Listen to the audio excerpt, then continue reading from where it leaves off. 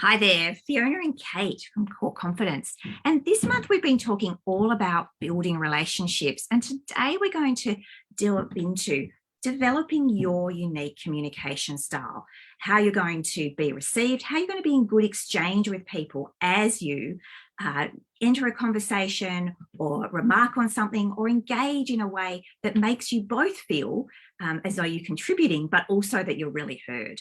Yeah, I think the skill of communication is one that is a lifelong mastery. I, for one, am constantly learning, reading, being present, testing and trying new and different things. And I think to really take that on for all of us and to be really present in theory, when we start to dig into, and certainly when we teach communication, good questions, listening, all of that, it feels really simple. It feels like it should just be a natural thing. And you and I both know that actually when you're in the presence of a communicator who is really almost has incredible mastery, and we're lucky to have some incredible teachers in our world who are like that. The influence, the power, the potential that can unlock is incredible. And so, I think I'd say to everyone, I'd encourage you to really take a beat in a moment and think about how we show up and how we communicate. When we think about relationship, it's how we communicate. It's who we're being when we're in the presence of someone else, and using good questions, listening, all of those incredible, powerful communication tools that really allow us to build deep connections. And that's really, when we think about building relationships, we go from a contact or someone in our network to transition from that space down to a relationship that really is around good connected communication. Yes, I think this is, as you say, it sounds so easy and we should be able to do it. And yet so many times we lose our way with it. And sometimes that can be as simple as, we're worried and we're nervous. So we overtalk. We think, I need to fill all the space. And so we start rushing and we're waiting to speak before the other person has finished.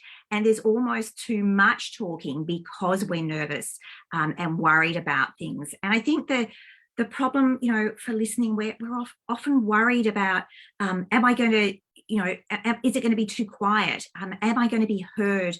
And is the other person really listening to me? I think that happens for us as well. So there's a real art form here to digging into what's going on for you, how are you showing up, and how are you resourced so that you can engage in good dialogue and actually experience that lovely feeling of flowing conversation where it's a really balanced exchange and we both feel as though we're getting something worthwhile out of it. Yeah, I think that equal responsibility, not feeling like I need to control or, I have to do all the talking, or just the weight of making it a meaningful conversation. There's often a lot of unnecessary responsibility attached in these conversations. So I think to really free ourselves up from that, I think there's a couple of things that you want to be doing here on the talking side.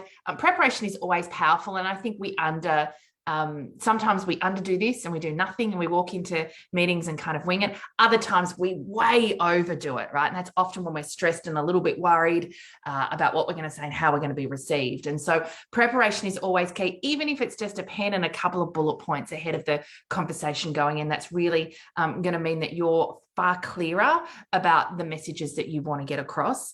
I think, to your point earlier, often talking less. And the preparation is really a gateway to that, to help us be really clear about what we want to say. So then we're not actually talking and thinking at the same time. That is often what's going on in my experience when people are in dialogue. It's the first time it's coming to my brain and it's coming out of my mouth in that same second. And so it's useful to put a little bit of time between the thinking and the talking. Yeah, I think the other piece that we'd always say for this is to get really present.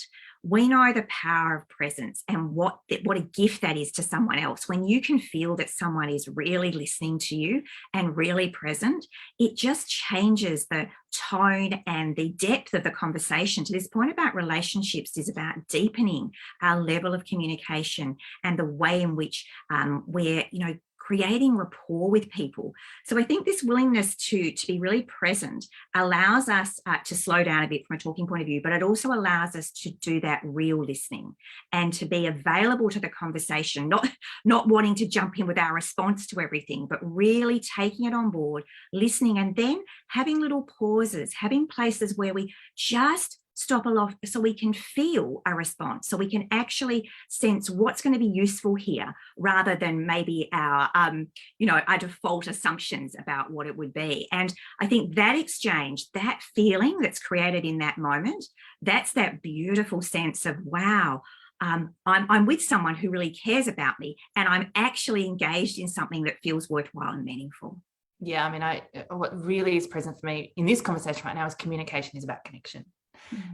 And so that ability to be present also allows you to, yes, we've done our preparation, but then I'm open to where this conversation is going to go. And when I'm present, I'm getting all of the bits of the intel. I'm able to receive what's being said, which is often our main form of communication, but there's all these other layers of communication, what's not being said, body language, energetics, what we're feeling, all of those sorts of things. So being available to all of the bits of information that is coming to us, really being present to that, to be able to receive that. And I think there is a little bit of patience that's required here. Often in a world where we're so busy and we want to kind of fast track through. The irony, though, is when we can really do a little bit of preparation and when we can show up and be really present and to be available to everything that's happening in the communication exchange, we often actually receive a whole lot more intel a whole lot quicker, right? So we can actually be more efficient if we're more present and patient. But there does feel like there's some contradiction in that.